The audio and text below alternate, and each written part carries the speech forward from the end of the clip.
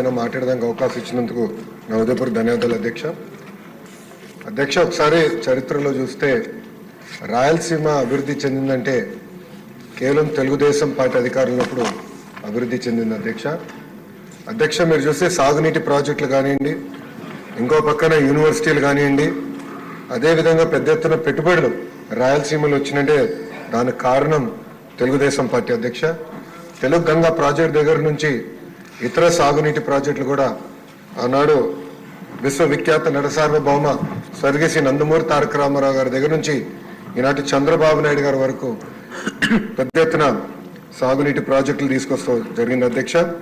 అధ్యక్ష, అంతేకాకుండా మీరు చూస్తే 2014 నుంచి 19 వరకు ప్రత్యేకంగా చంద్రబాబు నాయుడు గారి నాయకత్వంలో పెద్ద ఎత్తున రాయలసీమకు పెట్టుబడులు కూడా తీసుకొచ్చారు అధ్యక్ష.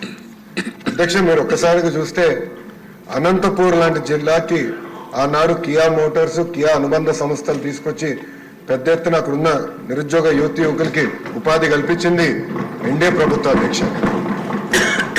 అధ్యక్ష, అంతేకాదు అధ్యక్ష, ఎలక్ట్రానిక్స్ మ్యానుఫ్యాక్చరింగ్ చూస్తే చిత్తూరు, కడప కేంద్రంగా పెద్ద ఎత్తున ఆనాడు పెట్టుబడులు తీసుకొచ్చాం అధ్యక్ష. ఒక టీసీఎల్ కానీ, ఫాక్స్కాన్ కానివ్వండి, అదేవిధంగా సెల్కాన్ కానివ్వండి, ఇట్లా అనేక ఎలక్ట్రానిక్స్ మ్యానుఫ్యాక్చరింగ్ పరిశ్రమలు కూడా ఆనాడు తీసుకొచ్చాం అధ్యక్ష.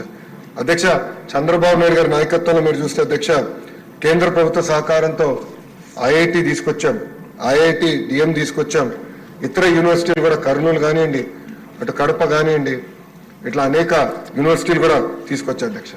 అధ్యక్ష, పాదయాత్రలో కూడా నేను చూశాను అధ్యక్ష.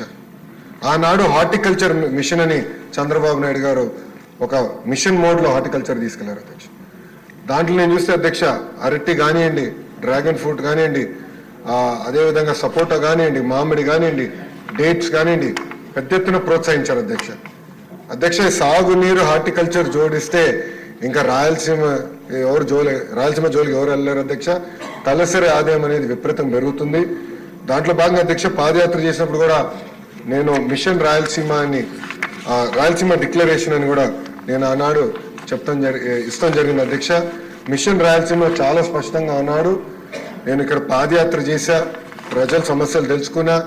కర్నూలులో హైకోర్టు రావాలని కోరినప్పుడు వాళ్ళు ఒకటే చెప్పాను, పరిపాలన సౌలభ్యం కోసం అన్నీ ఒకే దగ్గర ఉండాలి, తప్పనిసరిగా బెంచ్ అనేది మన ప్రభుత్వం వస్తుంది, ఏర్పాటు చేస్తాను అన్నాడు, హామీ ఇస్తాం జరిగింది అధ్యక్ష.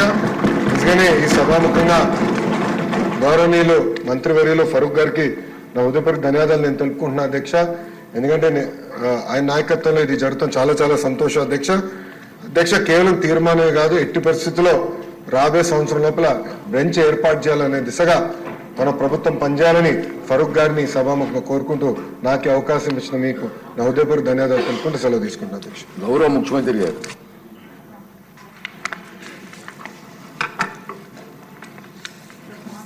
అధ్యక్ష,